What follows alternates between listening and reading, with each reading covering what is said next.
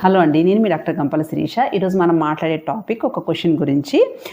నమస్తే మేడం, నాకు C section అయింది, బాబు 9th మంత్, ఇప్పుడు నేను 2nd మంత్ ప్రెగ్నెన్సీ పర్లేదా అని చెప్పి అడుగుతున్నారు. యాక్చువల్గా నేను ఈ 2-3 డేస్ ఓపీస్లోనే ఇలా ఇమ్మీడియట్ ప్రెగ్నెన్సీస్ చాలా చూశాను. అందులో ఒకటి ఫస్ట్ డెలివరీ సిజేరియన్ అయ్యి 5 months అవుతుంది. ఇప్పుడు తను 2nd మంత్ ప్రెగ్నెన్సీ అనమాట. సో ఇలా ఇమ్మీడియట్గా ప్రెగ్నెన్సీ వల్ల ప్రెగ్నెంట్ ఉమెన్ వాళ్ళొక్కళ్ళకే నష్టపోవట్లేదు, ఫస్ట్ బేబీకి 2nd బేబీకి కూడా లాస్ అవుతుందన్నమాట. ఎందుకు, మనకు బాడీలో బ్లడ్ అనేది రికవరీ పూర్తిగా అవ్వదు, టిష్యూస్ ప్రాపర్గా మళ్ళీ ఫామ్లోకి రావు. ఇంతలోనే ప్రెగ్నెన్సీ అంటే ఫస్ట్ బేబీకి ప్రాపర్గా ఫీడింగ్ ఇవ్వలేము, అండ్ ఎమోషనల్గా అటాచ్మెంట్ ఫస్ట్ బేబీతో ఆటోమేటిక్గా తగ్గిపోతుంది.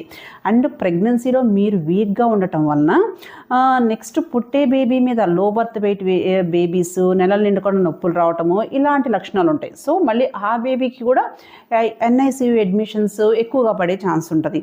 సో మీరు ప్రెగ్నెన్సీకి మధ్యలో కనీసం 2 years గ్యాప్, డెలివరీకి మధ్యలో 3 years గ్యాప్ అయినా ఉండేటట్టు చూసుకోండి. అదర్వైజ్ చాలా కాంప్లికేషన్స్ ఫేస్ చేయాల్సి వస్తుంది. ఓకేనా? Thank you.